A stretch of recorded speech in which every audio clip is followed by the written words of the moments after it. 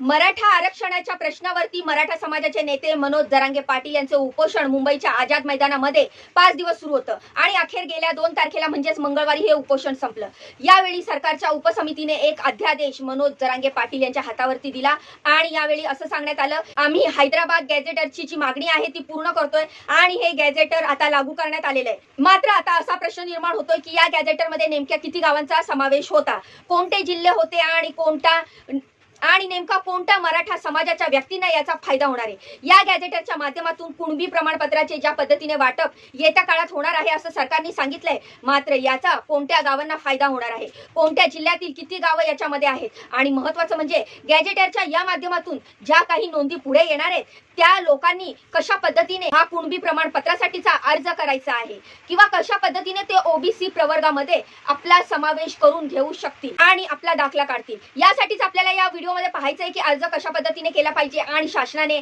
अध्यादेशाचं नेमकं काय म्हटलेलं आहे आणि किती गावामध्ये या नोंदी सापडलेल्या आहेत या संदर्भातच आपण या व्हिडिओमध्ये बोलणार आहोत। तसेच या संदर्भातली सर्व माहिती मी तुम्हाला या व्हिडिओच्या माध्यमातून देणार आहे, त्यामुळे व्हिडिओ खूपच महत्त्वाचा आहे, तर व्हिडिओ पूर्ण बघा, व्हिडिओला लाईक करा, चॅनलला सबस्क्राईब करा।